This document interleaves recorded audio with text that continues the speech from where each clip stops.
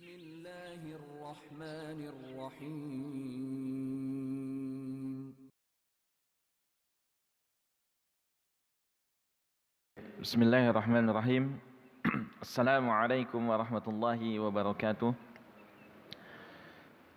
Innal hamdalillah nahmaduhu wa nasta'inuhu wa nastaghfiruh wa na'udzu billahi min shururi anfusina wa min sayyiati a'malina. May yahdihillahu fala mudilla lahu wa may yudlil fala hadiyalah. Wa asyhadu an la ilaha illallah wahdahu la syarika lah wa asyhadu anna Muhammadan 'abduhu wa rasuluhu alladzi la nabiyya ba'dah. Alhamdulillah, jamaah salat subuh Masjid Al-Ikhlas yang sama-sama mengharapkan ridha Allah. Semoga di pagi yang penuh mulia dan keberkahan ini Allah Subhanahu wa taala tetap memberikan kepada kita keberkahan dan kebaikan kepada diri dan keluarga, dan juga melimpahkan kepada kita serta memberikan kepada kita perlindungan dari segala fitnah dunia dan juga fitnah di akhirat. InsyaAllah hari ini kita membahas pembahasan yang penting, salah satu bab di antara bab yang berada dalam Kitabus Shalah, yaitu pembahasan tentang sutrah.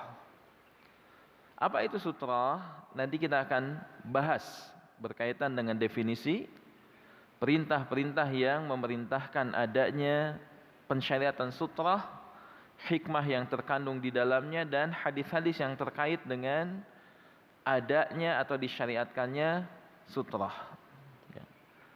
Dr. Abdullah Bahammam hafizahullah ta'ala, beliau mengatakan berkaitan dengan definisi dari sutrah ini.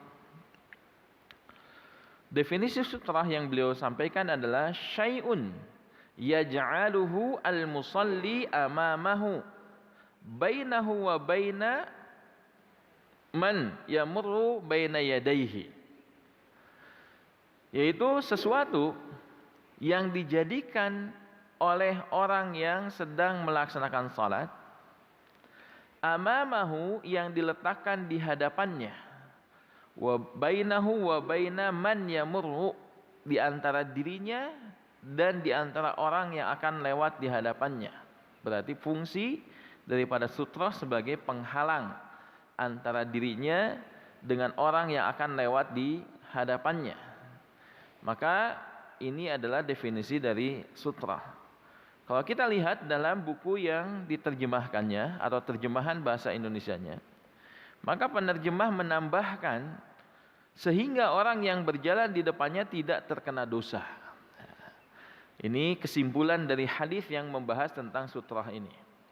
Karena di Indonesia secara umum atau kaum muslimin secara umum tidak banyak orang yang mengetahui hukum yang berkaitan dengan sutrah. Coba kita lihat supaya tergambar seperti apa sih sutrah. Di sini ada video yang akan ditampilkan. Sutrah itu seperti apa dan bagaimana seharusnya kita menjadikan sholat kita dengan menggunakan sutrah. Silahkan diperhatikan di sini. Ya. Ini kondisi seseorang yang sedang sholat menghadap ke arah kiblat, kemudian dia menjadikan dirinya terhalangi di hadapannya supaya orang yang lewat di depannya tidak melewati tempat sujudnya. Yang dijadikan sutrah bisa jadi tas misalkan, atau bisa jadi tembok, atau bisa jadi punggung orang yang sedang berzikir atau sedang duduk. Maka apapun yang bisa menghalangi dirinya agar tidak dilewati oleh orang yang lewat di hadapannya, maka itu bisa dijadikan sebagai sutrah.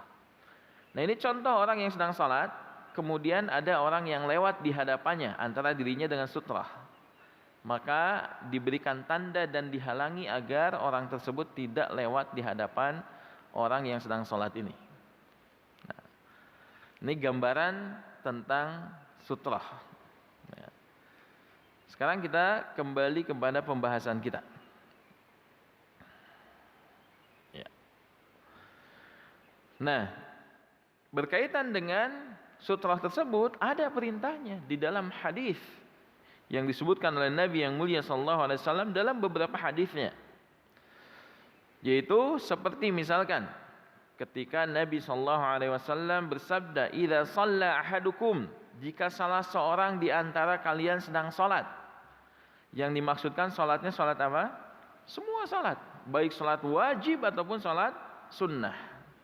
Maka masuk di dalamnya lafadznya umum, "Idza shalla ahadukum," jika salah seorang di antara kalian melaksanakan salat, fal yusalli ila sutratin, hendaklah dia salat menghadap ke sutrahnya. Ingat definisi sutrah tadi apa? Syai'un yaj'aluhu al-musalli amamahu bainahu wa baina man yamurru baina yadayhi, yaitu yang menjadi penghalang antara dirinya dengan orang yang akan lewat di hadapannya, supaya orang tersebut tidak melewati tempat yang digunakan untuk salat, tempat sujudnya, maka dihalangi. Jadi orang yang melewati batas tersebut antara kita dengan sutrah tersebut, ada yang lewat di antara kita dengan sutrah, maka ini nggak boleh, dilarang. Tapi kalau di depan sutrahnya maka tidak masalah. Maka diarahkan ketika ada yang lewat, kemudian kita tahan supaya tidak lewat di hadapan kita. Kemudian setelah itu dia lewat di hadapan sutrah yang sudah diberikan atau yang sudah menjadi pembatas. Wal yadnu minhu, wal yadnu minha, dan hendaklah dia mendekat kepada sutrah. Berarti sutrah itu nggak boleh terlalu jauh. Itu batasnya adalah ketika kita bersujud, nah ujung kepala kita yang bersujud di lantai ataupun di di masjid, maka depannya itu adalah sutrah dan tidak terlalu jauh. Tidak boleh sutrahnya kemudian terlalu panjang atau terlalu jauh jaraknya. Hadis yang diriwayatkan oleh Imam Abu Daud. Dan juga ada hadis yang lainnya yang diriwayatkan dari Wahab radhiyallahu anhu. Qala, beliau berkata, "Ammanan nabiyyu bimina." Bahwasanya kami, kata mereka, kata sahabat, pernah diimami oleh Nabi sallallahu alaihi wasallam di Mina. Berarti sedang melaksanakan salah satu di antara ibadah-ibadah yang mempersyaratkan adanya kegiatan di Mina. Atau ketika beliau memang sedang berada di kota Mina, kemudian mengimami para sahabat. Apa yang beliau lakukan di sini? Maka yang dilakukan oleh Nabi sallallahu alaihi wasallam, farakaza anazatan. Maka Nabi sallallahu alaihi wasallam menancapkan anazah, yaitu semacam hal yang membatasi dirinya dan dijadikan sebagai sutrah. Kalau disebutkan dalam penjelasannya di sini, wahya khasyabah qasirah, yaitu berbentuk kayu yang pendek atau yang kita sebutkan dalam bahasa lain seperti tongkat lah, ditancapkan di hadapannya, ranting atau tongkat ataupun kayu yang ditancapkan di depannya ketika Nabi melaksanakan salat di Mina dan mengimami kaum muslimin. Maka farakaza anazatan lahu baina yadayhi, dan ditancapkanlah kayu atau ranting atau tongkat di hadapannya. Fasalla bina rak'ataini, kemudian beliau salat mengimami kami dengan salat 2 rakaat. Rawahu Ahmad, hadis yang diriwayatkan Imam Ahmad. Berarti hadis ini, faidah yang bisa kita ambil dari hadis ini, yang pertama adalah Nabi sallallahu alaihi wasallam setelah menyebutkan hadis yang sebelumnya, yaitu idza shalla ahadukum falyusalli ila sutratin, jika engkau salah seorang di antara kalian salat, hendaklah dia salat menghadap ke sutrah. Berarti ini hadis qauliyah, ucapan. Nabi memerintahkan untuk memasang sutrah, menyimpan sutrah di hadapan orang yang sedang salat. Yang kedua, Nabi mempraktekkan, sudah lengkap semuanya ini. Perintahnya ada, contohnya ada. Yaitu ketika Nabi SAW salat di Mina, beliau menancapkan kayu tongkat di hadapannya untuk menjadi pembatas antara dirinya dengan orang yang bisa saja mungkin lewat di hadapannya ketika tidak mengadakan atau tidak menancapkan sutrah tersebut. Maka ini 2 dalil yang menunjukkan tentang pensyariatan adanya sutrah ketika salat. Fasalla bina rak'ataini, kemudian beliau salat 2 rakaat di Mina. Berarti salat apa yang dilakukan 2 rakaat di Mina? Salat yang diqasar. Karena Nabi SAW beliau tinggal di Madinah, ketika di Mina, berarti ini faidah yang lain. Nabi SAW, Mina itu luar kota dari tempat tinggal Nabi SAW. Nah, ketika beliau sholat 2 rakaat, berarti maksudnya apa ini? Mengqashar sholatnya ketika beliau safar. Berjamaah dengan para sahabat, mengimami para sahabat, kemudian sholat 2 rakaat. Berarti ini sholat yang diqashar oleh Nabi yang mulia sallallahu alaihi wasallam. Maka ini berkaitan dengan sutrah. Berarti lengkap sudah. Perintahnya ada, contohnya juga ada. Kemudian yang berikutnya, sabda Nabi yang mulia sallallahu alaihi wasallam dalam hadis yang diriwayatkan oleh Imam Ibnu Khuzaimah, Nabi yang mulia sallallahu alaihi wasallam setelah adanya perintah, setelah diberikannya contoh, yang berikutnya adalah larangan. La tusalli illa ila sutrah. Janganlah engkau salat kecuali menghadap ke arah sutrah. Subhanallah, lengkap sudah ini dalilnya. Perintah ada, contohnya ada, kemudian disebutkan larangan. Tidak boleh seseorang salat kecuali ada sutrah di hadapannya. La tusalli illa ila sutrah. Janganlah salah seorang di antara kalian salat kecuali berada atau dengan menggunakan sutrah. Wala tada' ahadan yamurru baina yadaik. Dan jangan engkau biarkan salah seorang melewati kalian ketika kalian melewati engkau ketika engkau dalam keadaan salat. Enggak boleh dibiarkan begitu saja. Ketika ada orang yang lewat di hadapan kita sedangkan kita dalam keadaan salat, maka jangan dibiarkan orang tersebut. Maka hendaklah dia ditahan, dicegah. Fa in aba faltuqatilhu. Kalau dia enggan, tetap memaksa untuk lewat di hadapan orang yang sedang sholat. Kalau kita sedang sholat, orang lewat, kemudian ditahan supaya tidak lewat. Maka kalau dia maksa lewat, apa yang harus kita lakukan? Fal yuqatilhu. Maka hendaklah kita memeranginya. Ini kalau diterjemahnya agak sedikit ekstrim. Diterjemahnya agak diterjemahkan hendaklah ia membunuhnya. Atau jika memaksa maka bunuhlah ia.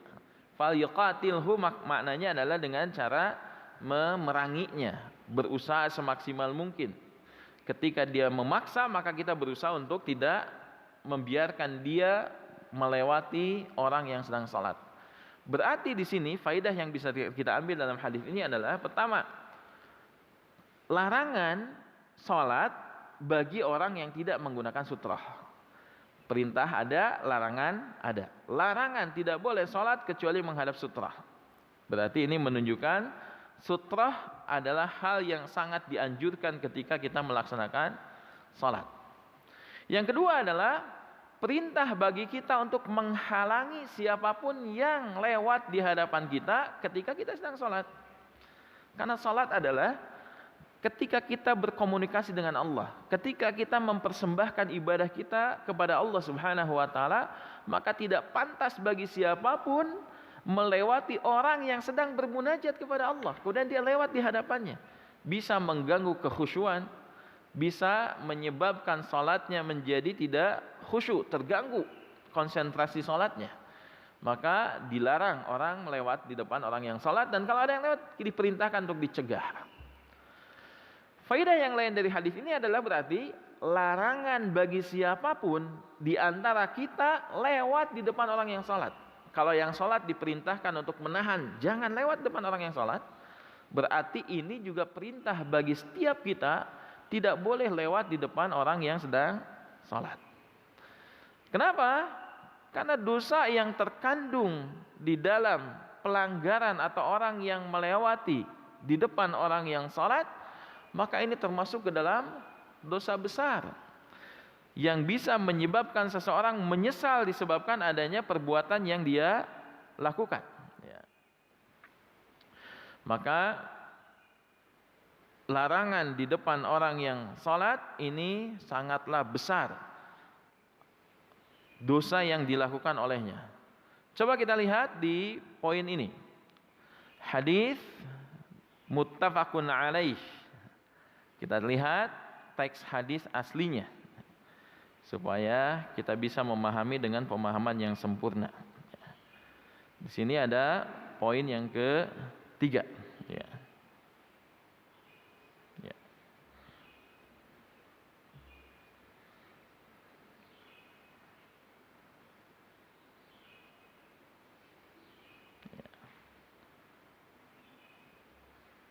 Poin yang ketiga dari yang dikatakan oleh Dr. Abdullah Bahamam. Nah, di poin yang ketiga, Nabi SAW bersabda, "Idza qama ahadukum yusalli." Jika salah seorang di antara kalian sedang melaksanakan salat. Betul yang ini belum? Bukan ya, poin yang ketiga dari ini.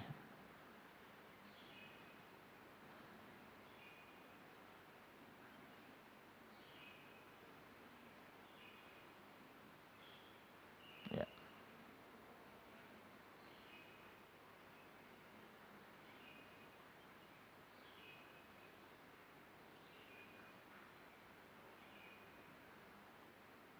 Ya. Idza qama ahadukum yusalli, jika salah seorang di antara kalian melaksanakan salat, fa innahu yasturuhu idza kana baina yadayhi mithla akhirah ar-rahli. Maka hendaklah salah seorang di antara kalian ketika akan melaksanakan salat, maka hendaklah dia menjadikan sutrah di hadapannya. Yang sutrahnya tersebut yang disimpan di hadapannya itu seperti tingginya pelana yang digunakan untuk hewan tunggangan. Ya, kalau pelana berapa tingginya sih? Ya, kalau kita lihat pelana kuda yang digunakan kan sekitar setinggi ini ya. Akan ada tempat duduknya, berarti sekitar 20 atau 30 sentian tingginya. Sesuatu yang menonjol di atas permukaan bumi. Fa idza lam yakun baina yadayhi mithlu akhiratir rahli, dan jika tidak didapatkan yang bisa digunakan untuk menjadikan sutrah yang setinggi pelana yang digunakan untuk hewan tunggangan, maka fa innahu yaqta'u salatahu al-himar. Kalau tidak ada penghalang tersebut, maka sebab-sebab terputusnya salat atau batalnya salat itu bisa disebabkan karena adanya keledai yang lewat di hadapannya, maka batal salatnya. Ketika seseorang salat kemudian keledai lewat di hadapannya sedangkan dia tidak memasang sutrah, maka batal salatnya. Kalau dia memiliki sutrah dan keledai lewat di depan sutrahnya, batal atau tidak? Tidak batal. Menjadi sebabnya ketika keledai lewat di hadapannya. Kemudian, ini beda ya, nomor 3-nya beda. Gak apa-apa, kita bahas hadis ini dulu. Wal mar'ah, dan yang kedua, yang menyebabkan batalnya salat seseorang ketika dia tidak menggunakan sutrah atau pembatas, yang kedua yang bisa menyebabkan batalnya salat adalah al mar'ah, wanita yang lewat. Yang ketiga adalah wal kalbul aswad, dan juga anjing yang berwarna hitam. Nah, hadis ini terkadang digunakan oleh musuh-musuh Islam untuk menjatuhkan Islam dengan gerakan feminismenya. Mereka mengatakan menjaga hak-hak wanita, ingin disetarakan antara wanita dengan pria. Kemudian mereka mencari dalil-dalil yang menunjukkan tentang bagaimana Islam ini mendiskreditkan wanita. Mulai dari masalah waris, mulai dari masalah salat, termasuk hadis ini yang digunakan oleh mereka. Hadis yang sahih diriwayatkan oleh Imam Muslim. Ya. Maka apalagi di akhir hadis ini, ketika itu dijelaskan sebab kenapa sih? Kenapa? Seperti yang disebutkan oleh periwayat ini, disebutkan bahwasanya qultu ya Abu Dzar, wahai Abu Dzar, ma balul kalbil aswad min kalbil ahmar minal kalbi al asfar, dan seterusnya. Ya. Maka beliau menjawab, ya bena akhi, wahai saudaraku, Dia bertanya nih, sahabat ini bertanya, "Wahai Abu Dzar, apa yang membedakan antara anjing yang berwarna hitam, anjing yang berwarna kemerah-merahan, anjing yang berwarna kekuning-kuningan?" Apa bedanya? Kenapa disebutkan anjingnya anjing hitam? Kenapa tidak selain hitam? Lihat, para sahabat ketika mendengar dalil ini, yang ditanyakan apa? Anjingnya. Bukan menanyakan kenapa wanita disebutkan di situ disatukan dengan anjing dan keledai. Kan bukan gitu. Orang zaman sekarang kan gitu. Ketika disebutkan orang yang sedang sholat, maka batal sholatnya ketika lewat 3 hal. Pertama, anjing yang berwarna hitam. Yang kedua, keledai. Yang ketiga, wanita. Maka yang muncul di benak orang sekarang apa yang ditanyakan? Wanita. Kenapa wanita disebutkan di antara 2 binatang? Ada keledai, ada anjing, kemudian ada wanita. Kenapa demikian? Kan orang zaman sekarang begitu nanyanya. Nanti kita bisa jawab. Kalau ada yang bertanya demikian, tuh kita akan jawab. Di antara jamaah ada yang nanya, yang seperti ini. Ya, apa bedanya anjing hitam, anjing merah, anjing yang berwarna kuning, anjing yang kemerahan ataupun anjing yang berwarna kuning? Maka Abu Dzar mengatakan, "Yabna akhi, wahai anak saudaraku," berarti sepupunya. "Sa'altu Rasulullah sallallahu alaihi wasallam kama sa'altani." Saya pernah bertanya kepada Rasulullah sallallahu alaihi wasallam sebagaimana engkau bertanya kepadaku hari ini. Faqala, maka Nabi yang mulia sallallahu alaihi wasallam bersabda, apalagi ini dengan lafaz ini, "Al-kalbul aswadu syaitan." Maka anjing hitam itu adalah syaitan. Wah, semakin senang nih musuh-musuh Islam ketika mereka melihat hadis ini. Kenapa bisa ditakwil sesuka hawa nafsu mereka, walaupun maknanya bukan itu. Mereka mengatakan, ini bagaimana nih Islam ini, kok menyamakan antara wanita dengan keledai dengan anjing hitam, dan disebutkan dalam hadis ini anjing hitam itu syaitan. Berarti kalau begitu keledai dengan wanita juga sama-sama syaitan. Kan kadang kalau kesimpulan salah bisa begitu kan. Ada 3 hal yang menyebabkan batalnya salat: keledai, anjing hitam, dan wanita. Kemudian ditanya oleh seorang yang belajar kepada Abu Dzar, kenapa anjingnya harus hitam, kenapa enggak warna lain? Maka Abu Dzar menyebutkan, saya pernah bertanya seperti yang kamu tanya dulu, seperti yang kamu tanya sekarang. Dulu saya pernah bertanya kepada Nabi SAW ketika mendengarkan hadis ini. Maka apa yang dijawab oleh Nabi SAW? Sebab kenapa hanya anjing hitam saja? Maka al-kalbul aswadu syaitan, anjing hitam itu adalah syaitan. Nah, para ulama kita menyebutkan berkaitan dengan hadis ini, membantah pemikiran orang-orang yang ingin mencederai Islam, menyerang Islam dengan menggunakan hadis-hadis yang kemudian dipahami dengan pemahaman yang salah. Maka para ulama kita memberikan jawaban. Apa jawaban yang beliau sampaikan?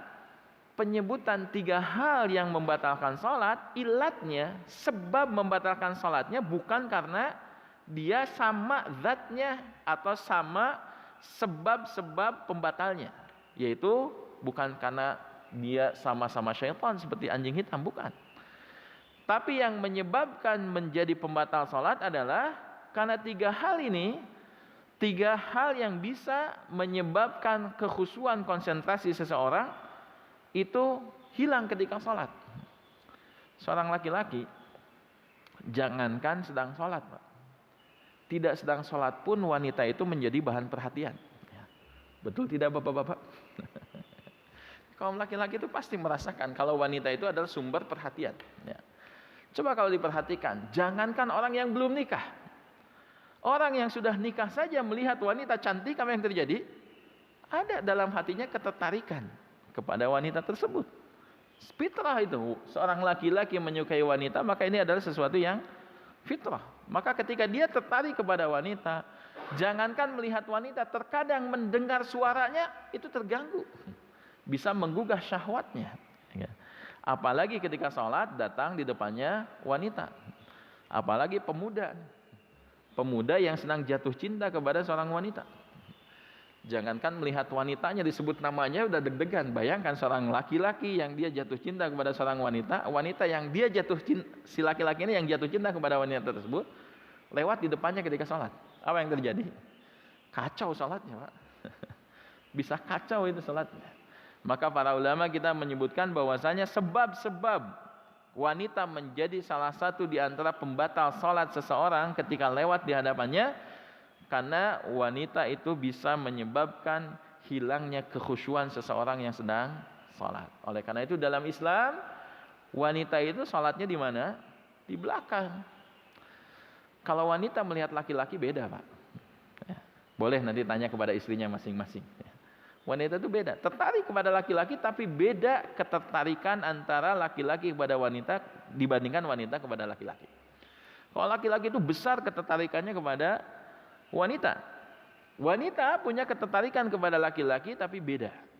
Dan kalau disebutkan oleh para ulama kita berkaitan dengan sebab-sebab wanita menjadi salah satu di antara hal yang bisa membatalkan salat ketika lewat di hadapan seorang laki-laki yang sedang salat, karena dia bisa menyebabkan buyarnya kekhusyuan, dan khusyuk menjadi salah satu di antara sah atau tidak sahnya salat.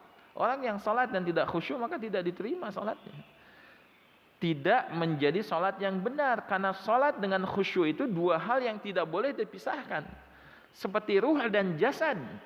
Salat tanpa kekhusyuan itu seperti jasad tanpa adanya ruh. Badannya bergerak, ruku, sujud, lisannya mengucapkan, tapi hatinya malaweng kamana wae. Dia memikirkan sesuatu di luar salat, sampai dia tidak mengetahui wala yadri kam shalla, berapa sabar rakaat sih. Sudah berapa rakaat saya ini. Maka ini kondisi yang menunjukkan kalau hatinya itu dalam keadaan tidak khusyuk. Bayangkan tanpa ada yang mengganggu saja bisa menyebabkan seseorang lupa berapa rakaat dia sholat, 3 atau 4 rakaat kan. Apalagi kalau ada hal-hal yang bisa mengganggu kekhusyuan sholat. Ini yang disebutkan oleh para ulama kita yang berkaitan dengan sutrah ini. Dan kalau kita lihat di dalam poin yang ketiga disebutkan oleh Dr. Abdullah Bahamam hafizahullah ta'ala. Nah ini di bahasa Indonesianya di poin yang poin yang kedua ya. Poin yang kedua, seberapa besar sih dosa orang yang lewat di hadapan orang yang salat? Hadis muttafaqun alaih. Itu hadis yang diriwayatkan Imam Al-Bukhari dan Imam Muslim dalam sahihnya. Maka beliau bersabda, Rasulullah SAW bersabda, "Lau ya'lamul mar baina yadayil musalli madza alaihi." Kalau seandainya seseorang yang dia lewat di depan orang yang salat tahu seberapa besar dosa yang akan dia dapatkan kalau dia memaksa lewat di hadapan orang yang salat tersebut, lakana ayyaqifa arba'ina khairan lah man an yamurra baina yadayhi. Maka niscaya dia akan memilih untuk berhenti selama 40 itu lebih baik dibandingkan dia memaksakan diri untuk lewat di depan orang yang salat. Kalau dia lewat depan orang yang salat, dosanya dia tahu sebesar apa, maka lebih baik dia menunggu sampai selesai salatnya tersebut kalau nggak ada jalan lain ya. Misalkan ada seseorang yang salat di satu tempat yang kita mau keluar dari tempat tersebut dan nggak ada tempat keluar lain kecuali tempat tersebut, dan kita nggak bisa keluar karena sedang ada yang salat. Maka kalau kita tahu berapa besar dosa yang akan didapatkan oleh orang yang lewat di depan orang yang salat, maka kita niscaya berhenti menunggu selama 40. Itu lebih baik dibandingkan kita memaksakan diri keluar dari tempat tersebut lewat di tempat orang atau melewati orang yang sedang salat. 40 apa yang dimaksudkan? Qala Abu Nadhr.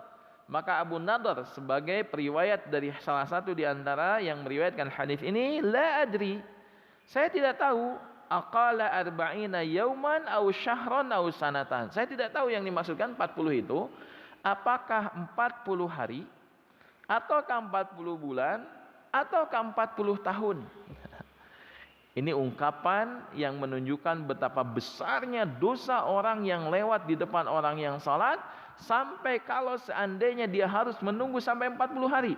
Padahal kan nggak ada orang yang salat 40 hari. 40 hari nggak berhenti gitu salatnya di tempat itu kan nggak ada. Tapi ini ungkapan yang menunjukkan apa? Menunjukkan betapa besarnya dosa yang didapatkan oleh orang yang lewat di depan orang yang salat, itu bisa menyebabkan dirinya lebih merasa layak untuk berhenti dan menunggu sampai orang yang sholat ini selesai, barulah dia lewat di depan orang yang melewati tempat tersebut ketika orang ini sudah selesai sholat, dan dia merasa lebih layak untuk menunggu selama 40 hari minimal. Karena kan disebutkan dalam hadis ini, periwayat ini menyebutkan apa? Saya tidak tahu 40 hari yang dimaksudkan 40 bulan atau 40 tahun. Dan tidak disebutkan 40 jam. Bahkan 40 jam aja udah lama kan. Ini menunjukkan apa? Betapa besar dosa bagi orang yang lewat di depan orang yang sholat.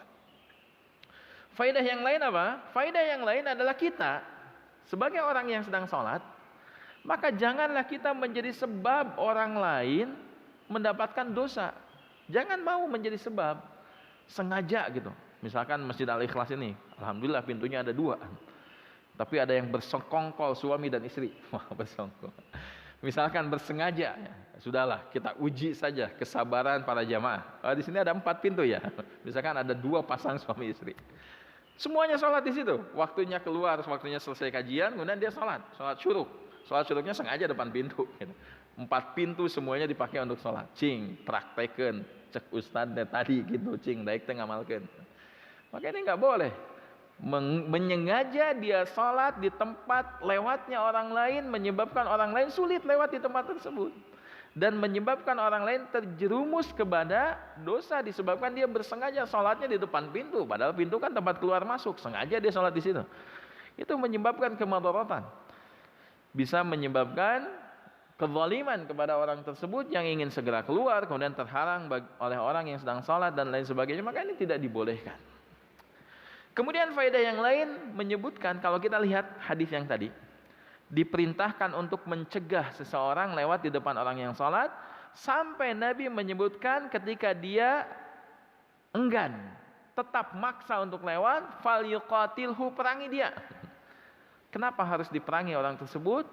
Karena kita dalam rangka mencegah orang lain melakukan dosa. Dan kalau kita tahu orang lain akan melakukan dosa, dan kita bisa mencegahnya, kemudian kita tidak mencegah, apa yang terjadi? Maka kita kecipratan dosanya. Bukankah begitu?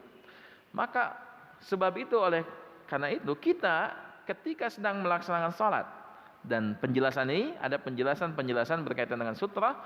Sutrah itu adalah bagi seseorang yang sholat, pertama ketika dia berjamaah, berarti imam yang wajib memiliki sutrah, sedangkan makmum tidak. Seperti disebutkan dalam hadis yang dibawakan juga oleh Dr. Abdullah Bahamam hafizahullah taala, disebutkan kalau ketika misalkan ini Ibnu Abbas mengatakan dalam hadis yang diriwayatkan Imam Al-Bukhari dan Imam Muslim dalam sahih keduanya, Ibnu Abbas mengatakan, fa aqbaltu rakiban ala atan, maka aku pun mengendarai dalam keadaan orang lain, keadaan dalam salat, saya mengendarai atan. Atan yang dimaksudkan adalah unsa al-himar, keledai betina. Padahal tadi dikatakan oleh Nabi SAW, keledai itu bisa membatalkan salat ketika lewat di hadapan orang yang salat, kan begitu.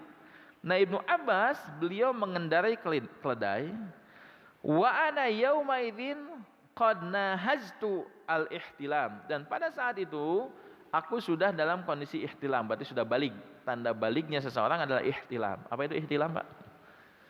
Mimpi basah, ya. Mimpi berjima. Maka ini ihtilam. Berarti menunjukkan Ibnu Abbas pada saat itu menekankan, saya lewat di depan orang yang sedang sholat, mengendarai keledai, dan saya sudah dalam keadaan balik.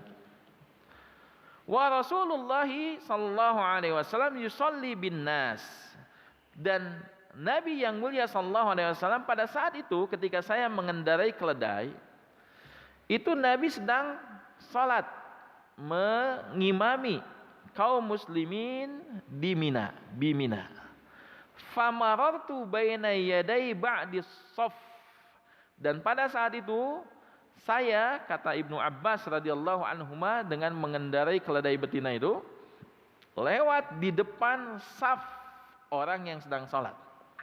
Berarti safnya saf makmum, karena imam kan tidak bersaf sendirian. Ibnu Abbas lewat di depan safnya kaum muslimin. Fanazaltu, dan aku pun turun dari keledai. Fa arsaltu al-atan tarta, maka saya pun mengikat keledai tersebut, disimpan di tempat yang khusus dan diikat keledai tersebut. Wa dakhaltu fi shaf, dan saya pun masuk ke dalam saf kaum muslimin yang sedang salat. Falam yunkir dzalika ahadun, dan tidak ada seorang pun di antara sahabat yang mengingkari perbuatanku tersebut. Lewat menggunakan keledai di depan orang yang salat yang sedang bersaf, tidak ada seorang pun yang menghalanginya, tidak ada seorang pun yang mengingkarinya perbuatan yang dilakukan oleh Ibnu Abbas. Artinya apa? Hadis ini mengandung faidah bahwasanya orang yang sedang salat dan dia menjadi makmum, maka dia tidak memiliki sutrah. Sutrah atau pembatas yang digunakan oleh orang yang sedang salat berjamaah adalah imamnya, sedangkan makmum itu keluar dari keumuman hadis tadi. Berarti bayangkan, keledai lewat saja yang bisa membatalkan salat, ternyata tidak diingkari, tidak dicegah, dan tidak ada seorang pun yang membatalkan salatnya, dibiarkan saja. Ini menunjukkan apa? Menunjukkan kalau seseorang yang sedang salat berjamaah dan dia posisinya sebagai seorang makmum, ada yang lewat di depannya, maka tidak boleh dicegah, dibiarkan saja. Karena sutroh bagi orang yang sedang berjamaah salatnya adalah sutroh imam. Kalau lewat depan imam, maka imam yang menghalanginya. Sedangkan makmum maka tidak memiliki sutroh tersendiri, tapi sutroh makmum adalah sutrohnya imam. Oleh karena itu ada yang salah kaprah yang berkaitan dengan masalah sutroh ini. Makanya perlu dibahas secara tuntas berkaitan dengan sutroh ini. Orang yang tahu hadis tentang sutroh ketika salat sendirian dihalangi. Yang terkadang ketika berjamaah ada orang yang lewat, ada anak yang lewat terkadang, kemudian dia halangi juga. Padahal ketika dia salat berjamaah maka sutrohnya adalah sutroh imam. Makmum tidak memiliki sutroh dan tidak batal ketika himar keledai lewat di depan makmum. Maka ini yang dikatakan oleh Ibnu Abbas radhiyallahu anhuma dalam hadis muttafaqun alaih. Berarti kita simpulkan. Kesimpulannya adalah, pertama, sutrah itu dianjurkan. Ini disepakati oleh para ulama tentang pensyariatannya sutrah. Maka setiap orang yang sholat maka dia harus memiliki sutrah. Yang kedua, orang yang memiliki sutrah tersebut adalah orang yang sholatnya sholat wajib ataupun sholat sunnah, maka dua-duanya dia harus memiliki menggunakan sutrah penghalang. Yang ketiga, sutrah yang digunakan oleh seseorang ketika dia sholat sendirian, maka sutrahnya sutrah tersendiri, itu sutrah dia. Kalau ada dua orang yang sedang sholat sunnah, sholat qobla subuh misalkan, yang satu di sebelah kanan, satu sebelah kiri, maka setiap orang memiliki sutrahnya masing-masing. Yang penting sutrah itu adalah sesuatu yang menonjol di atas permukaan bumi, bentuknya apapun. Misalkan sholat depan sini ada tembok, kemudian dia menghadap tembok, maka tembok itu sudah menjadi sutrah baginya, penghalang supaya tidak dilewati oleh orang lain. Kalau tidak memilih atau tidak dekat dengan tembok, boleh gunakan tasnya, boleh disimpan di depannya, atau boleh menggunakan kursi yang seperti itu, kursi yang didudukinya ketika dia sholat kemudian disimpan di depannya. Atau benda apapun yang bisa digunakan sebagai penghalang, maka gunakan ketika dia sholat sendiri. Maka ketika sholat masing-masing munfarid masing-masing dan berada di dalam satu tempat, maka setiap orang memiliki sutrahnya walaupun di tempat yang sama, di depan, di belakang, akhwat yang di belakang misalkan, maka dia memiliki sutrah tersendiri masing-masing. Faedah yang berikutnya, ketika dia berjamaah, maka tidak ada seorang pun yang memiliki sutrah kecuali imamnya saja. Imam yang memiliki sutrah, sedangkan makmum maka tidak perlu menggunakan sutrah, karena sutrahnya makmum adalah sutrahnya imam. Sebagaimana yang Ibnu Abbas radhiyallahu anhuma riwayatkan kondisi pengalaman beliau, dan beliau menceritakan ini. Kenapa sih Ibnu Abbas menyebutkan bahwasanya beliau mengatakan apa? Wa ana yauma idzin qad nahaztu al-ihtilam. Dan pada saat itu saya sudah ihtilam, berarti usia balik. Untuk meyakinkan kalau apa yang dilakukan oleh Ibnu Abbas itu ketika sudah balik itu kan sudah lengkap akalnya. Dia sudah tahu mana yang benar, mana yang salah. Dia sudah tahu yang dikendaranya keledai betina ataukah keledai jantan. Dia tahu lewatnya di depan shaf ataukah di belakang shaf. Maka ketika beliau menyampaikan ini untuk memastikan kalau yang beliau sampaikan adalah benar. Ketika sudah dewasa maka orang bisa menyampaikan berita dengan akurat. Kalau anak-anak kan kadang tidak akurat ketika menyampaikan berita. Dan salah satu syarat seseorang meriwayatkan hadis, periwayat hadis, Itu kan adalah harus adil, dan salah satu syarat adil apa? Orang yang muslim akil baligh. Selain juga orang yang salim min khawarimil muru'ah, salim minal fisq. Ada 5 syarat adil itu, yaitu muslim, berakal, baligh, kemudian dia terbebas dari hal yang bisa mencederai muru'ah, harga diri, dan yang bisa mencederai yang bisa menyebabkan kefasikan, perbuatan-perbuatan fasik. Nah, di sini disebutkan akil dan balik. Kenapa? Karena periwayat hadis, ketika meriwayatkan hadis maka dia harus dalam keadaan sudah balik. Dan Ibnu Abbas pada saat itu meriwayatkan kalau kondisi dia lewat di depan orang yang sholat di saf dalam mengendarai keledai, itu sudah dalam keadaan balik. Faedah yang lain adalah Ibnu Abbas ingin mengatakan bahwasanya ketika sudah balik maka dihukumi taklif, beban. Yang terkadang anak kecil lewat di depan orang yang sholat terkadang tidak dicegah. Kenapa? Budak letik. Terkadang ketika dicegah juga kan anak kecil itu beda. Ketika dicegah itu belum tentu dia paham kenapa dicegah, malah ngehajakeun. Ketika lewat dicegah malah ngegantung di tangan kan gitu. Tapi orang dewasa juga kadang-kadang seperti itu, Pak. Saya pernah ketika sholat Jumat di salah satu masjid. Kemudian setelah itu selesai sholat Jumat, kemudian sholat sunnah saat itu. Kemudian menyimpan di depan tas, dijadikan sutra. Nah, ketika itu orang yang sudah selesai sholat Jumat dan ingin pulang ke rumahnya, itu karena masjidnya luas dan jamaahnya juga banyak, itu ada yang memilih jalan di depan ketika saya sholat. Nah, ketika beliau lewat di depan saya ketika sholat saat itu, maka kemudian sebagaimana yang dianjurkan oleh Nabi SAW, ketika lewat dihalangi kan, dicegah menggunakan tangan kanan. Tapi ini belum masa pandemi saat itu, masih jauh dari masa pandemi. Dan saat itu pun saya belum menikah, masih sangat muda. Walaupun sekarang saya masih muda juga. Ya, dihalangi, Pak. Apa yang terjadi? Malah jadi sasalaman. Disangka ngajak salaman. Lewat, kemudian saya halangi begini, kalau ditangkap tangannya, kemudian diajak salam. Astagfirullah. Padahal sedang dalam rangka mencegah orang tersebut jangan lewat di hadapan orang yang salat. Dihalangi malah disangka ngajak sasalaman. Nah, ketika anak kecil lewat itu kan ketika dihalangi, terkadang mereka nggak paham apa yang sedang dilakukan. Kenapa sih nggak boleh lewat? Malah terkadang ngehajakeun kan gitu anak kecil. Ya. Maka hukumnya terkadang beda antara anak kecil dengan anak dewasa. Kalau anak dewasa kan bersungguh-sungguh menghalanginya sampai ketika dia enggan dan tetap memaksa untuk lewat, fal yuqatilhu, kita boleh untuk memeranginya. Tapi kan anak kecil nggak akan mungkin karena nggak paham tentang masalah tersebut. Walaupun kita tetap cegah juga, pendidikan, pengajaran bagi mereka kalau perbuatan lewat di depan orang yang sholat adalah termasuk ke dalam perbuatan dosa. Oleh karena itu, ketika sholat berjamaah berarti safnya sutrahnya sutrah imam. Sholat sendirian baik wajib ataupun sunnah maka memiliki sutrah, yaitu sutrahnya tersendiri masing-masing. Oleh karena itu setelah kita mempelajari hal-hal yang berkaitan dengan sutrah ini, maka mulailah biasakan ketika sholat dengan menghadap sutrah, dengan menghadap tembok, atau ketika ada orang yang sedang sholat di depan, kita sholat di belakangnya, dijadikan sebagai pembatas atau sutrah tersebut, atau dengan menggunakan kursi, atau menggunakan kotak amal, atau menggunakan apapun. Dan termasuk di masjid ini kan disiapkan tuh ada sutrah yang khusus disiapkan. Tujuannya apa? Untuk mengamalkan agar betul-betul hadis yang berkaitan dengan sutrah ini bisa diamalkan. Ketika tidak ada tempat lain, tidak ada tempat yang bisa digunakan untuk dijadikan sutrah, maka pilihan yang lain ya sudah siapkan. Yang sudah disiapkan di masjid ini berupa sutrah itu bisa digunakan.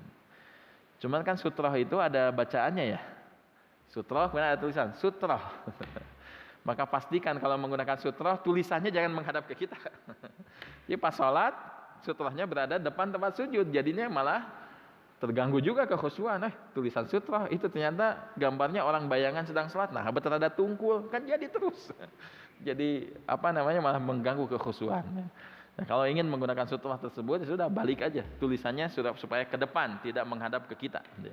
Itu akan lebih baik. Sebetulnya afdalnya sutrah sih tidak ada tulisannya, tapi kan terkadang butuh sosialisasi kepada sebagian orang untuk mengetahui kalau ini sutrah loh, bukan bukan tetengger. Kan bentuknya sigayanya mirip di kuburan teh tetengger. Tetengger apa sih bahasa Indonesianya? Nisan. Kan bentuknya seperti nisan. Siga norek motor ya pakai nisan kan. Nah, kan kadang perlu sosialisasi. Makanya yang membuat sutra juga kan di situ tulisan itu sutra fungsinya untuk apa, kemudian dijelaskan hadisnya. Tujuannya supaya paham. Kalau semua orang sudah paham nggak perlu pakai tulisan itu. Nah, kalau ada tulisan tersebut kan belakangnya nggak ada tulisan tuh. Sudah simpan saja, menghadap tulisan itu menghadap ke depan supaya ketika kita sholat kemudian tidak melihat tulisan tersebut atau gambar tersebut. Karena dikhawatirkan ketika sholat kemudian melihat tulisannya, nah terjemahnya salah kurang A, berarti menunjukkan apa? Tidak khusyuk sholatnya sampai sempet-sempetnya maca tulisan yang ada di sutrahnya.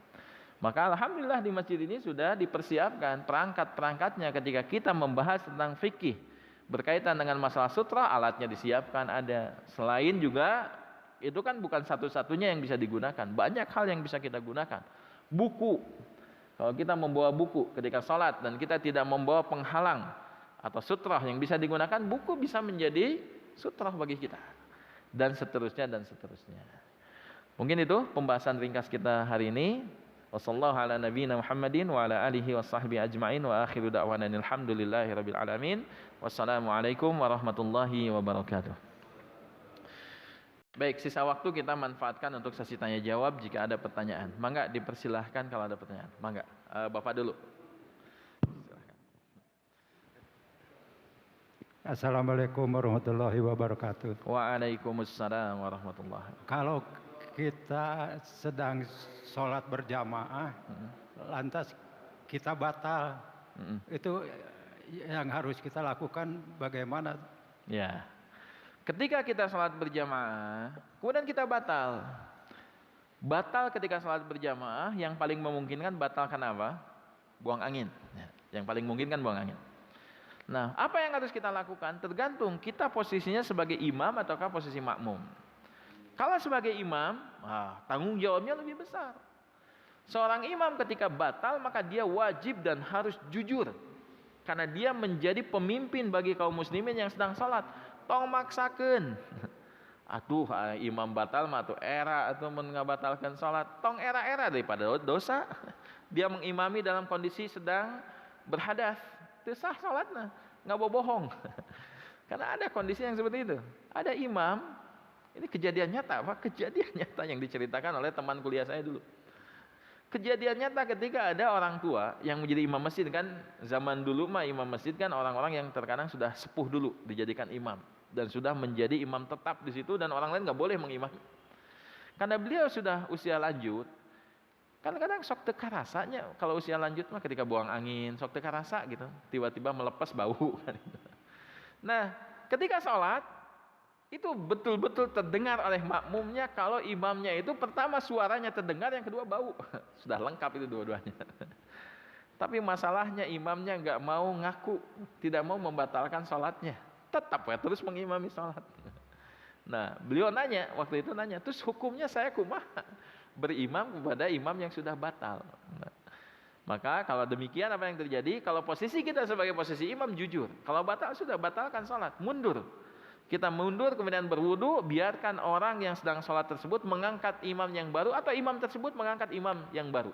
Yaitu dengan cara apa? Menarik orang yang di belakang untuk maju ke depan, ke posisi imam, dan imamnya beralih kepada orang tersebut, dan dia kemudian ke belakang untuk memperbaiki wudunya. Dan kemudian setelah masuk masjid, kemudian dia menjadi makmum. Masbuk berarti, ikut menjadi makmum, supaya sholat berjamaahnya tetap terjaga. Itu kalau dia kondisinya sebagai seorang imam. Maka langsung tarik seseorang di belakangnya untuk menggantikan posisi dia jadi imam, kemudian dia berwudu, pergi ke belakang untuk melaksanakan wudu. Kalau dia sebagai seorang makmum itu lebih mudah lagi. Dia tinggal mundur saja, tinggal keluar dari saf, kemudian setelah itu dia berwudu. Boleh nggak kalau kita melewati saf orang yang sedang sholat? Itu kan jadi masalahnya. Kita sudah berada di saf yang paling depan, kita nggak mungkin keluar kecuali melewati saf-saf tersebut. Terus bagaimana hukumnya buat saya? Maka jawabannya adalah tidak masalah. Kenapa? Karena sutrahnya makmum adalah sutrahnya imam. Makmum tidak memiliki sutrah. Kalau lewat di depan orang yang sedang sholat berjamaah dan dia makmum, itu nggak masalah. Lewati saja, tidak masalah. Tinggal mundur ke belakang, berwudu, kemudian setelah itu balik lagi ke masjid untuk mengulangi kembali sholatnya, karena sholatnya tidak sah ketika dia sudah batal. Tapi kan masjidnya gede. Kalau ke belakang itu jauh, karena toiletnya di belakang. Seperti di Masjidil Haram, kalau ingin wudhu kan harus keluar. Ada di dalam tapi di belakang juga kan. Terus bagaimana? Ya nggak masalah. Datang saja untuk berwudhu daripada maksakan. Terkadang ada sebagian orang itu nggak bobodo. Dan ini dosa loh. Orang yang sudah batal, tapi dia malu kalau dia ketahuan batal. Sholat berjamaah dia tahu sudah batal, tapi dia tidak membatalkan sholatnya dan berwudhu. Kenapa? Malu. Dia maksakan sholat, pura-pura sholat, padahal dia tahu kalau sholatnya sholat bohongan, supaya tidak diketahui oleh orang kalau dia sudah batal. Nanti setelah beres sholat berjamaah semuanya, kemudian dia ke belakang, kemudian berwudu, dia ulangi lagi sholatnya. Ini perbuatan yang tidak benar. Ini sholat yang dia lakukan tadi berarti buat siapa itu? Untuk mencari keridhaan orang. Ibadah, sholat, mencari keridhaan orang, itu apa hukumnya? Syirik. Dipersembahkan ibadahnya untuk tidak dicela oleh orang lain, itu bukan syirik, nggak boleh. Jujur saja, tinggal ke belakang saja, kemudian setelah itu berwudu. Nggak masalah melewati saf daripada kita memaksakan diri sudah batal, tapi kemudian memaksakan diri untuk berpura-pura melaksanakan sholat supaya tidak malu di hadapan orang lain. Nggak usah malu, karena ini fitrah. Seseorang ketika dia batal sholat, batal wudunya disebabkan karena buang angin, maka nggak masalah. Atau bahkan ketika dia ingin buang angin belum batal itu, tapi sudah tidak kuat menahan, rasanya tidak akan bisa kuat menahan, kemudian dia mundur ke belakang kemudian keluar, buang anginnya di luar, boleh atau tidak? Boleh, karena sholat dalam kondisi menahan buang air kecil, menahan buang air besar, ini adalah sholat yang terlarang, makruh hukumnya karena dia akan terganggu kekhusyuannya. Maka ketika batal dalam kondisi sedang sholat, maka batalkan sholatnya, kemudian mundur ke belakang, kemudian setelah itu berwudu dan balik lagi ke masjid, kemudian setelah itu diulangi kembali sholatnya. Begitu Pak, wallahu a'lam. Assalamualaikum Ustaz. Waalaikumsalam warahmatullahi. Mau tanya apakah ada batasan minimum tinggi dari sebuah sutroh? Itu satu. Terus yang kedua, kan tadi disebutkan dua jenis hewan, anjing hitam dan keledai. Bagaimana hukumnya di luar dua hewan itu yang melintas, atau dia jalan terus berhenti, contoh kucing gitu. Iya. Syukran Ustaz. Assalamualaikum warahmatullahi wabarakatuh. Baik, pertanyaan yang sangat bagus sekali. Apakah ada tinggi minimal bisa dikatakan sutrah? Maka sutrah itu tinggi yang idealnya adalah seperti tingginya pelana. Berarti sekitar 20-30 sentian, 20 sentian. Seperti itulah, itu sudah sangat memadai untuk dijadikan sutrah. Maka itu bisa digunakan. Yang lebih dari itu apalagi? Yang kurang dari itu apakah bisa? Maka bisa. Kalau tidak ada sesuatu apapun yang bisa kita gunakan kecuali apa yang ada di sisi kita atau yang dimiliki oleh kita, maka gunakan itu daripada enggak sama sekali. Daripada tidak ada sama sekali. Misalkan menggunakan apa? Menggunakan handphone. Ketika sholat kita nggak bawa sutrah nih. Ternyata kita ada handphone yang bisa, handphone kan ada casingnya yang bisa terkadang diberdirikan, atau bisa dijadikan penghalang, atau apapun yang bisa dijadikan penghalang, atau parfum. Terkadang kita gunakan parfum, ini nggak ada sutrah nih, lupa saya nggak bawa sutrah, kemudian simpan saja parfum depan, ini sebagai penghalang. Maka ini tidak masalah dalam beberapa kondisi, maka yang tidak ideal pun boleh digunakan dibandingkan tidak sama sekali. Kalau tidak ada sama sekali yang bisa digunakan untuk sutrah dan kemudian tidak ada tempat lain yang bisa, tapi ada kemungkinan kecil kalau nggak ada tempat sutrah, karena ada tembok, ada dinding, terkadang ada orang yang sedang duduk dan lain sebagainya, maka tidak masalah. Itu kalau kondisinya sebelum sholat. Tapi kalau kondisinya sedang sholat, maka tidak masalah ketika kita tidak memiliki sutrah. Kalau sedang sholat, misal setelah sholat wajib, kemudian kita sholat sunnah. Sholat sunnahnya sutrahnya yang digunakan adalah orang yang sedang berzikir di hadapan kita. Ini ada orang yang berzikir, sudah saya sholat di belakangnya aja. Ternyata baru 1 rakaat, orangnya pergi. Sudah zikir, juga anda rek sholat sunat, efeknya hente. Kemudian dia pergi pulang. Maka kita tidak memiliki sutrah, maju ke depan terlalu jauh, kan gitu. Maka apa yang dilakukannya sudah, la yukallifullahu nafsan illa wus'aha. Tidak ada masalah dan Allah tidak membebani seseorang di luar batas kemampuannya. Oleh karena itu sutrah, walaupun hanya sesuatu yang sederhana, maka gunakan daripada tidak sama sekali. Kecuali kalau tidak ada sama sekali, maka tidak ada pilihan. Berarti kalau tidak ada sutrah ya sudah, berarti sholat tanpa menggunakan sutrah. Kalau dia tidak memiliki lagi benda yang bisa digunakan untuk sutroh. Misalkan sholat di padang pasir yang sangat luas, nggak ada pohon, nggak ada apapun, kita nggak bawa apapun untuk dijadikan sutroh, ya nggak apa-apa. Sholat aja ke arah kiblat walaupun nggak ada sutroh di depannya, karena bukannya tidak mau, tapi tidak mampu.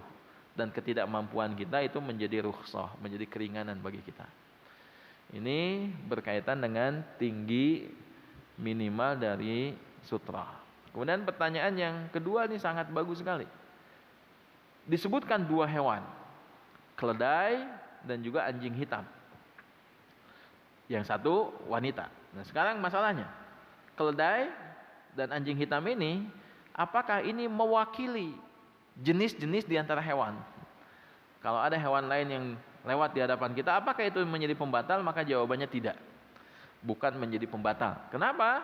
Karena hukum asal perintah dan larangan adalah tauqifiyah. Itu bersumber dari Allah dan Rasulnya, dan tidak berijtihad dalam masalah itu. Tidak boleh kita berijtihad dalam masalah itu. Berarti kalau keledai dan juga anjing hitam ini menjadi sebab batalnya sholat, berarti selain kedua hal ini tidak membatalkan sholat. Misalkan ayam, kucing, kan gitu. Kadang kan ketika sholat ada kucing yang lewat, maka tidak membatalkan sholatnya, masih tetap sah sholatnya. Bahkan jangankan itu, anjing yang tidak hitam, yang ditanyakan tadi kepada Abu Dzar, apa bedanya sih anjing hitam, anjing merah, anjing kuning? Apa yang membedakan? Kenapa harus anjing hitam? Maka Abu Dzar mengatakan kalau Nabi SAW mengatakan fa'innahu syaitan, karena anjing hitam itu adalah syaitan. Ya. Kalau kita lihat anjing hitam itu kan kebanyakan anjing hitam di zaman itu, di zaman terdahulu, biasanya yang anjing hitam itu adalah anjing liar. Ini yang pertama. Yang kedua adalah anjing hitam itu anjing yang buas. Anjing yang buas. Ya bayangkan saja jemaah sekalian. Kalau kita sedang sholat, kemudian ada anjing yang galak di depan kita. Jangankan sholat lagi semarmir gitu. Sudah kemana? Pikiran itu sih hayang nama lompat, tapi lompat di udah. Gitu. Lompat anjingnya lebih kencang dibandingkan kita, kan gitu. Maka sudah nggak akan khusyuk, karena anjing liar, anjing hitam itu kan terkadang galak gitu si anjingnya, yang menyebabkan kekhusyukan kita sudah hilang, kan itu. Adapun himar itu ada sebab-sebab lain. Jadi antara anjing dengan himar saja itu beda sebabnya. Antara anjing dengan himar saja beda sebabnya, apalagi dengan wanita itu beda. Kalau anjing hitam disebutkan sebabnya kalau dia adalah syaitan. Dan yang hitam-hitam itu, Pak, itu adalah terkadang mewakili para syaitan. Seperti ilmu hitam. Ilmu namanya disebutkan hitam. Dukun hitam. Ya, ada dukun hitam, dukun putih. Hitam itu mewakili sesuatu yang buruk terkadang. Ya. Seperti gagak berwarna hitam, itu kan diperintahkan untuk dibunuh. Karena fawasik, termasuk binatang-binatang yang fasik. Bahkan dalam sholat kita diperintahkan membunuh 2 binatang yang hitam. Nabi SAW bersabda, uqtulu al-aswadaini fis shalah. Bunuhlah oleh kalian 2 binatang hitam ketika dalam keadaan salat. Yaitu apa? Al-hayah wal aqrab. Ular dan juga kalajengking. Kalau sedang salat ada ular, enggak perlu kita lanjutkan salatnya. Bunuh dulu ularnya. Kenapa? Karena ini bisa membahayakan, 2 binatang yang bisa membahayakan. Kalajengking, ketika sedang salat ada kalajengking, bunuh dulu kalajengkingnya. Tidak perlu kita meneruskan dulu salatnya. Kalau membunuh dengan 1 pukulan dan tidak menyebabkan hilangnya kekhusyuan salat kita, itu bisa dilanjut tanpa mengulang salatnya. Misalkan kita sedang salat, kemudian ada kalajengking, kita sedang membawa atau salatnya dalam kondisi menggunakan sandal. Karena kan zaman dulu, zaman Nabi SAW, salat itu kan pakai sandal. Makanya zaman sekarang kalau ingin menjalankan sunnah, berarti salat pakai apa? Pakai khuf, pakai alas kaki. Khuf, sandal ataupun khuf. Kalau di masjid sekarang kan nggak mungkin pakai sandal, pakai khuf. Khuf itu kan semacam sepatu yang terbuat dari kulit, tapi bawahnya juga kulit, bukan bukan karet, bawahnya kulit juga. Seperti kaos kaki tapi terbuat dari kulit. Bentuknya mirip dengan sepatu. Biasanya kan ada yang pakai resleting, ada yang pakai ada yang pakai kancing. Itu khuf, itu bisa digunakan dan itu sunnah, bagian dari sunnah. Bahkan ada hukum yang khusus berkaitan dengan khuf ini. Maka yang hitam-hitam itu terkadang itu mewakili atau mudah dikendalikan oleh syaitan. Bapak dan Ibu di rumah ada yang punya kucing? Coba perhatikan. Kucing yang warna hitam dengan kucing yang selain hitam itu beda loh. Jarang kita ada sih, ada tapi jarang. Biasanya kalau mendapatkan kucing yang warna hitam itu susah jinaknya. Terkadang ya, nggak semua kucing. Tapi kalau yang saya saksikan, termasuk saya pernah ngobrol dengan orang yang punya kucing, pecinta kucing. Ya. Di antara kucing-kucing yang ada itu ada kucing yang warna hitam, sangat jarang jinak. Ada yang jinak tapi terkadang jarang. Makanya warna hitam itu terkadang sesuatu yang khusus dalam syariat ini, termasuk yang dikhususkan dalam masalah ini adalah anjing yang berwarna hitam, itu dikhususkan. Oleh karena itu selain anjing yang warna hitam, selain keledai, keledai nggak disebutkan warnanya mau warna apapun, nggak disebutkan jenis kelaminnya mau jantan mau betina, sama membatalkan sholatnya ketika lewat di hadapan kita. Ya alhamdulillahnya di kita kan keledai jarang, anjing juga kan jarang di kita, jarang ada yang memiliki anjing. Walaupun ada anjing kan jarang masuk ke tempat sholat kita, dan tempat sholat kita kan sudah menggunakan tembok-tembok yang kemungkinan kecil lah binatang tersebut bisa lewat di tempat kita. Berarti satu saja yang masih menjadi kendala bagi kita adalah kaum wanita. Kaum wanita ketika lewat di depan tempat sholatnya kaum pria, maka hendaklah dia berhati-hati. Jangan sampai lewat di depannya. Ya, kalau mau di belakangnya itu akan lebih baik lagi. Begitu. Allah a'lam. Baik, mangga Ibu silakan. Assalamualaikum Ustaz. Waalaikumsalam. Ini Ustaz kalau menyambung pertanyaan yang pertama tadi ya, ketika seseorang berjamaah lalu dia ya harus ke belakang. Nah, itu kan berarti safnya ada yang kosong ya di tengah-tengah. Nah, yang di samping itu harus bergeser atau tidak? Itu pertama. Yang kedua, untuk akhwat lebih utama sholat di rumah di mihrabnya sendiri ya kalau tidak salah. Ada keutamaan lagi nggak ketika di dalam rumah itu dia berjamaah dengan wanita yang lain, atau memang afdolnya cukup sendiri aja? Terima kasih Ustaz. Masya Allah ya. Ya, berkaitan dengan pertanyaan yang kedua terlebih dahulu. Seorang wanita kemudian dia lebih utama sholat di rumah. Ya, afdalus sholat, sebaik-baiknya sholat bagi seorang wanita adalah di musolanya, yaitu di rumahnya, tempat yang khusus digunakan untuk sholat di rumahnya. Di dalam hadis ini tidak disebutkan berjamaah atau tidak. Kenapa? Karena terkadang yang disebutkan wanita yang berada di rumah, terkadang wanita itu sendirian di rumah. Bisa jadi berkeluarga, suaminya tidak ada di rumah, istrinya di rumah. Kadang di rumah sendirian, anak-anaknya sedang sekolah, mencari nafkah dan lain sebagainya. Terkadang sendirian di rumah. Maka sholat bagi wanita itu boleh tidak berjamaah, sendirian, munfarid, sendirian di rumah nggak masalah. Tapi kalau dia bisa berjamaah dengan orang yang serumah, ada kakak dengan adiknya, ibu dengan anak perempuannya, dan lain sebagainya, maka ini pun akan mendapatkan keutamaan lebih. Sholatnya di tempat yang afdal, yaitu di rumah bagi seorang wanita, kemudian dilakukan dengan berjamaah. Berjamaahnya dapat pahala yang khusus, sholat di rumahnya dapat pahala yang khusus ketika dia berjamaah dengan kaum wanita lain yang ada di rumahnya. Bagaimana kalau berjamaahnya dengan keluarga laki-lakinya? Suaminya mengimami, kemudian istrinya menjadi makmum. Maka jawabannya adalah seorang laki-laki salat, hukum asal salatnya di mana? Di masjid. Dan para ulama ada yang mengatakan wajib wajib ain, fardu ain. Setiap laki-laki wajib di masjid. Kenapa? Karena ada ancaman dari Nabi SAW, seseorang yang tidak salat di masjid itu akan dibakar rumahnya.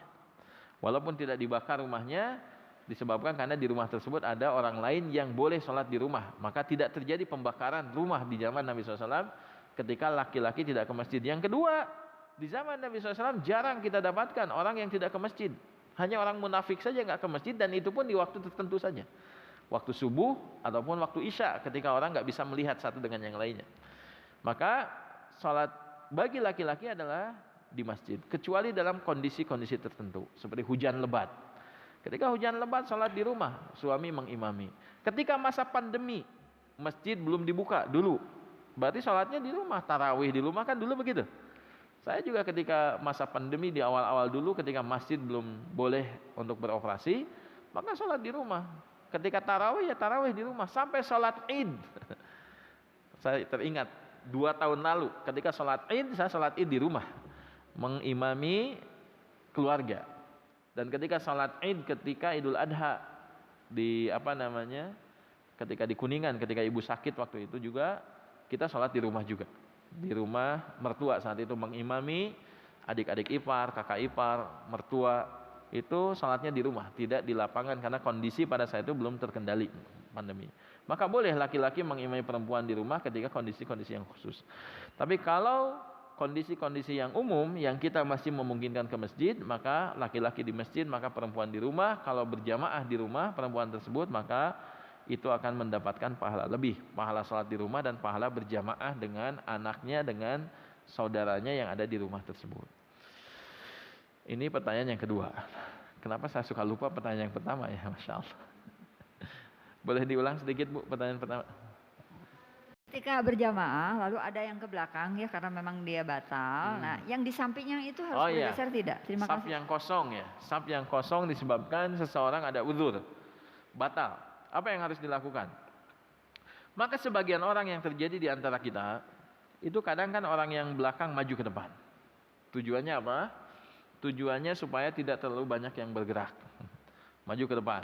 Tapi yang jadi masalah belakangnya kosong. Nanti maju lagi. Ini kan jadi masalah. Jadi banyak pergerakan. Nah kalau dalam masa pandemi, kemudian ada yang batal, kemudian dia ke toilet berwudu, ke tempat wudunya, maka tidak masalah tempat kosongnya tidak diisi. Nggak masalah. Kenapa?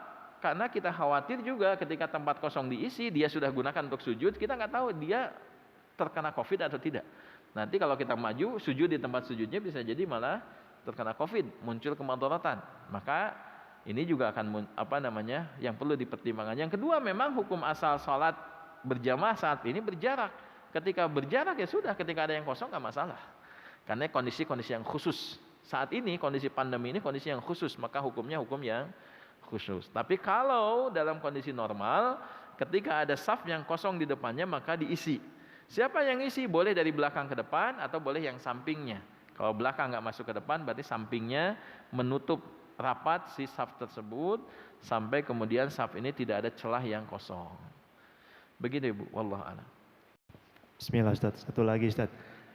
Ini sekarang kalau masalahnya ada orang yang sholat tidak pakai sutra Ustaz. Nah itu kita mau lewat, apakah kita bisa berasumsi asal kita sudah lewat di atas tempat sujudnya berarti kita sudah tidak melewati atau bagaimana Ustaz? Ya, kondisi yang kaum muslimin masih tidak menggunakan sutra ketika sholat, kita akan lewat.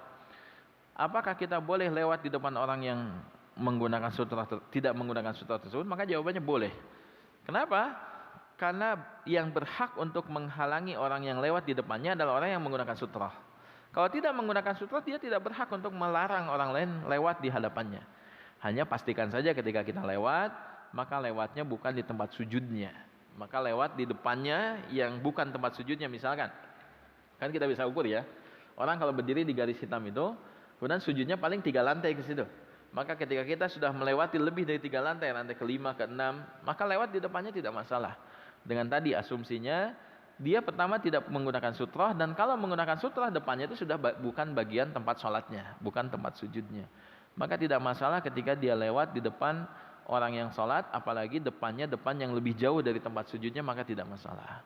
Dan ini pun memang harus disampaikan kepada kaum muslimin berkaitan dengan sutra ini. Sampai Imam Al-Bukhari rahimahullah ta'ala dalam kitab Sahih Al-Bukhari ada bab khusus tentang sutra. Dalam hadis riwayat Muslim, bab khusus tentang sutra. Bayangkan ya Imam Bukhari dan Imam Muslim. Kalau kita lihat Imam Bukhari, itu madhabnya madhab apa? Madhab fikihnya? Madhab Syafi'i. Madhab Syafi'i. Oleh karena itu, maka sutra ini memang perlu disosialisasikan. Karena tidak banyak orang yang mengetahuinya, padahal dalam kitab-kitab hadis dijelaskan dengan sangat gamblang berkaitan dengan hukum sutra. Oleh karena itu, perlu kita sosialisasikan. Minimal kepada keluarga kita. Kepada jamaah yang di masjid ini. Nanti kalau jamaah di masjid yang lain, mungkin ada kajian khusus berkaitan dengan masalah ini. Kalau kita buka kitab-kitab fikih, apalagi kitab-kitab hadis, itu ada pembahasan khusus berkaitan dengan sutra. Maka sebaiknya kaum muslimin sudah mulai memperhatikan hal-hal yang berkaitan dengan sutra. Termasuk nanti ketika sholat syuruk nanti, coba kita perhatikan sutra kita mendekat ke dinding ataukah mendekat ke tiang-tiang ataupun menyimpan sesuatu di depannya untuk bisa dijadikan sebagai sutra, mengamalkan apa yang telah disampaikan oleh Nabi yang mulia sallallahu alaihi wasallam. Begitu, wallahu a'lam. Assalamualaikum warahmatullahi wabarakatuh. Masyaallah. Waalaikumsalam warahmatullahi. Apakah sajadah ini bisa dijadikan sebagai batas untuk tidak dilalui oleh orang di hadapan kita untuk? apakah sajadah itu bisa digunakan sebagai pembatas sutrah? Maka jawabannya adalah hukum asal sutrah itu yang berada di atas permukaan bumi, yaitu yang menonjol. Seperti tadi, rahilah, yaitu pelana, seperti pelana yang menonjol di atas permukaan bumi. Maka ketika masih ada benda-benda yang bisa digunakan untuk sutrah, maka tetap digunakan sutrah dengan sesuatu yang muncul di atas permukaan bumi. Kecuali dalam kondisi yang memang tidak ada sama sekali yang bisa digunakan untuk sutrah, maka sajadah itu bisa menjadi alternatif terakhir untuk bisa dijadikan sutrah. Maka menggunakan sajadah juga tetap dianjurkan untuk menyimpan sesuatu di depannya agar tidak dilewati oleh orang. Yang pertama, yang kedua adalah menjalankan sunnah ini, menjalankan sunnah untuk bisa menggunakan sutrah. Begitu Pak. Allah. Baik, kita cukupkan kajian kita hari ini. Kita tutup dengan doa kifaratul majlis. Subhanakallahu wa bihamdika asyhadu an la ilaha illa anta astaghfiruka wa atubu ilaik. Wassalamualaikum warahmatullahi wabarakatuh.